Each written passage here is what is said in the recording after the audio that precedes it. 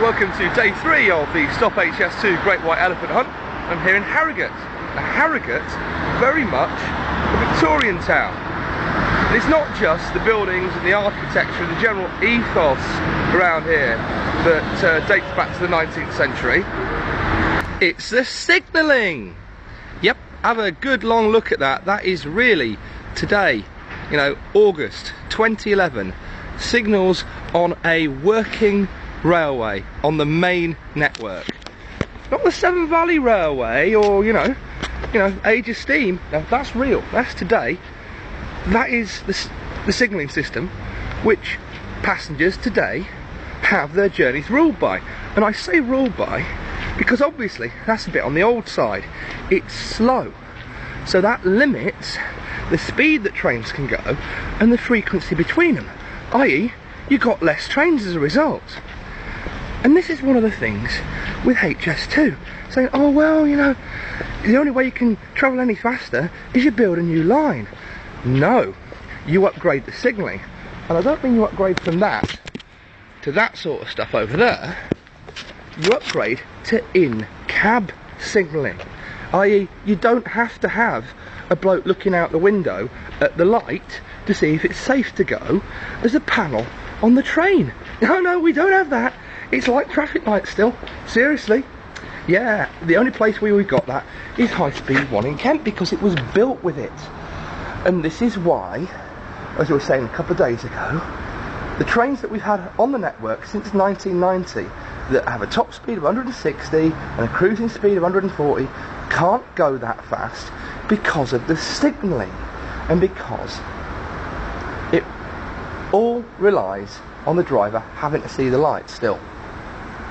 Surely, you know, not only from a speed and capacity point of view, we should upgrade to that sort of thing from a safety point of view as well. Just had an interesting conversation with a bloke who works in the station. He was really upset about the poster. Not any of the content, but just the fact that it says will on it. It's very bad use of English. You cannot say anything will happen when you're talking about a future event. It should be might. And he says, I've written to the newspaper about several times where they've used will for future events. I agree with what it says though. So basically, a slight argument about semantics. That's the closest to opposition I've got all week. And it's time to set the elephant down. Unfortunately, I've just read the instructions and it says, do not deflate your elephant when wet.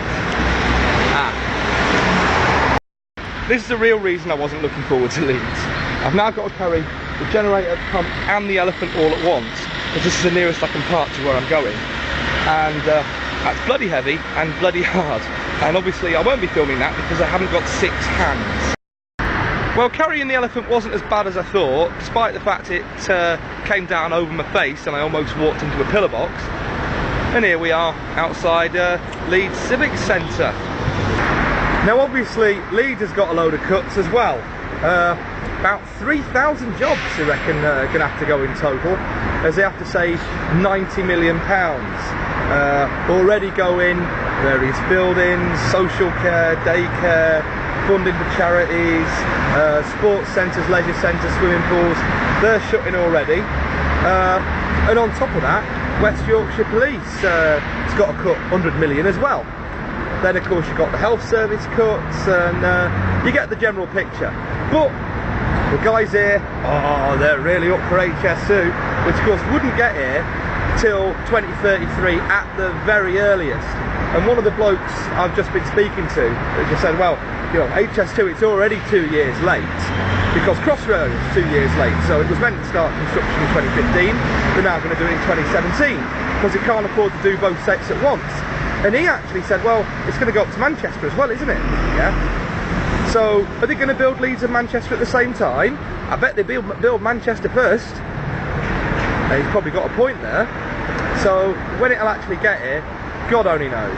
But, you know, 3,000 jobs already under threat, already likely to go. But in 20, 30 years' time,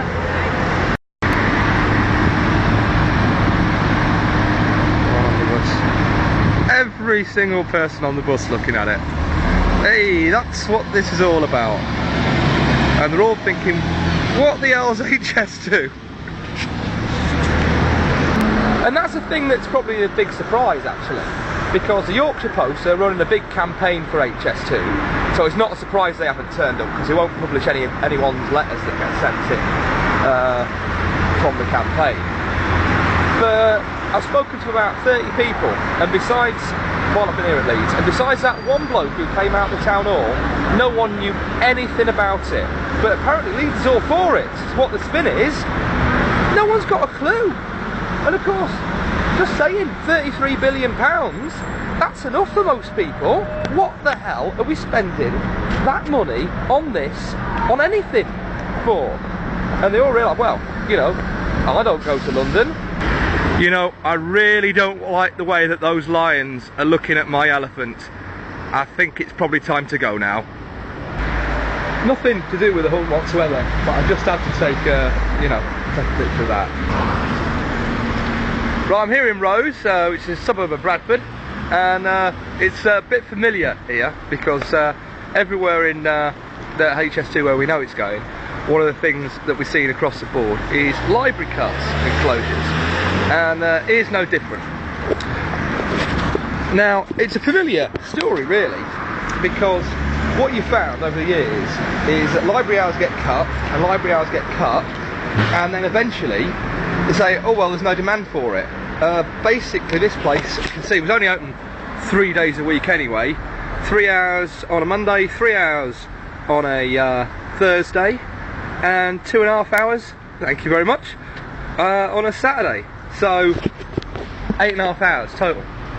So they say, oh, there's no demand for it. Well, of course there's no demand for it, it's never bloody open, is it? The good news is, there you go. Wrose Library will remain open as a community-run library from October, i.e. they got rid of the staff and a load of volunteers are going to do it for nothing, which might actually mean that it opens for longer. But you know, it's just one of those things, isn't it? Can't afford this stuff. And it's happening across the board. Now that's the Carnegie Library, and that looks a little bit more shut than the one in Wrose does. Can I lay down? Yeah, you can let it down. Yeah.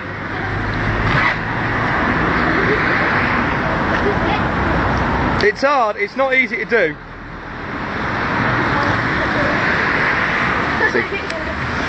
Just trying to learn it. Gonna do it. What's up it? Go on. Just keep That's going. it. Whoa, look at that, look at it. Ah. Whoa. Ah!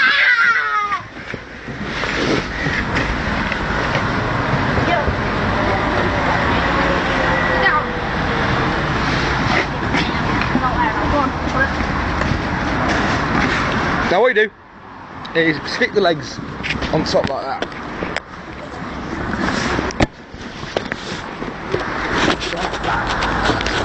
You stick the legs on top, and that'll push it down, push the air out.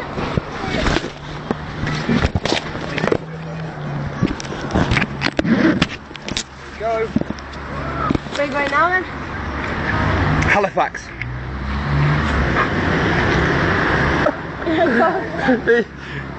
See, he doesn't want to be on camera.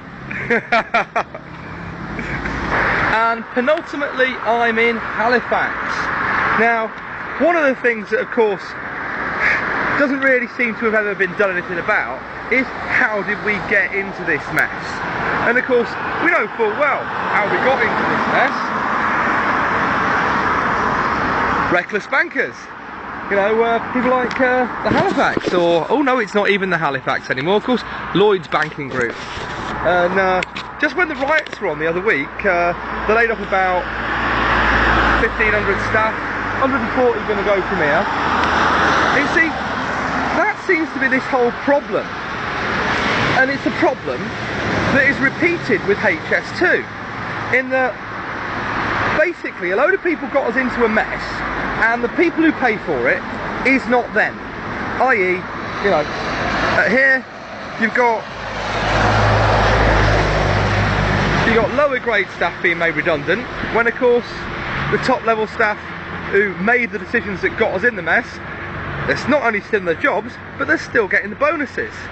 And how does that work exactly? And that's the problem with HS2, in that it's pandering to the very same people who got us into this mess in the first place, because that's who it's for. Say, the Sustainable Development Commission said, as a very final thing that came out of them before they was abolished, was HS2 means putting in a massive subsidy into something that only benefits the richest in society. And it's going to cost 33 billion plus. That's a subsidy for running it, by the way. Ongoing, that we're going to have to pay out every day of every week of every year once it's built. When all these other things I've been touring around this week that people rely on are getting cut. And that's the thing, it's about priority. And successive governments for what, probably the last 30 years, have simply got their priorities wrong. And HS2 is the culmination of that. Well, no, it's not the culmination. Obviously the banking crisis was the culmination of it. But HS2 is basically saying, yeah, we made a load of mistakes. No, we're not going to learn from them. You're going to pay the price. And here I am at somewhere that has paid the price. 6 weeks ago, that sign over there would have said Deaton and Sheepridge Working Men's and Conservative Club. I didn't think Working Men's and Conservative Club went together, but that's what it was. But 6 weeks ago, they did the place up. It's called the Top Club now, because it's at the top of the till. And you'll see they've got lovely new windows there. Thing is, they aren't the windows that were installed 6 weeks ago. Those were the windows that were installed about a week ago, after the replacement set got trashed in the riots. Basically, a fortnight ago, this place was more or less a war zone. The guys in there pulled a bloke who was being beaten up for his phone into the club. There was a mob. They've arrested 46 so far. They did this, they did the Asda, Aldi, Lidl, proper aspirational looters they were. Yeah, they pulled the lad in and they waited until they'd gone. They got out, and when the lads inside had got out, the alarm went off about 10 minutes later, and the rioters had pulled out all the one-armed bandits and were beating them up, breaking them up, smashing them up, leaving the fingerprints all over them, which was handy, and taking the money, obviously. But this is the thing, we've for so long not given much of a monkeys about the people who live in this country in terms of government, and it's just been about doing what big business wants and what's going to be good for them. And HS2 is simply saying, yeah, well, the banks collapsed, you know, double dip recession, global depression, who cares? It's business as usual. And it's about priorities. What is more important? You know, we've seen, over this week, we've seen so many things that are being cut, right? You know, police, fire, education, health, all of that stuff.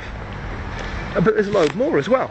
There's youth clubs, there's all the sort of, you know, all the stuff that's to support people and to give them something to do. But are we going to spend money on that? No. We're going to commit to at least £33 billion on one railway line that only benefits the richest in society. And it has a dodgy business plan. You know, it's never going to make any money, even on their own figures. On a 60-year business plan, it never makes any money.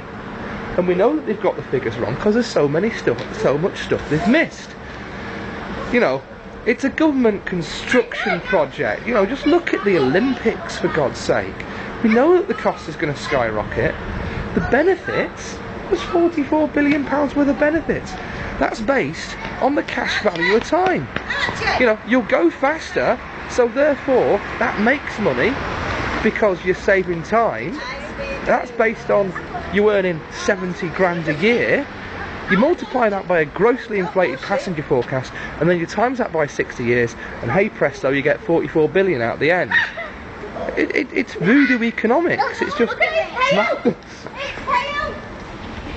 And the worst thing is with that, that's all based on the idea that all time on trains is wasted. So if you've ever been on a train and seen someone tapping away on the laptop or the smartphone or whatever, you're wrong. Doesn't happen. As far as the government's concerned, as far as the business plan for HS2 is concerned, that doesn't happen. And that's before you look at the environmental damage it will cause, the fact they haven't even done an environmental appraisal. You know, there's no route coming up to Leeds or Manchester. So how do you know it's going to cost £33 billion? You haven't even decided, say in Manchester, if there's going to be one station or two. But you know how much it's going to cost. It's just daft. It can't be right. We know it's not right. We know it's going to inflate. So why are you doing it?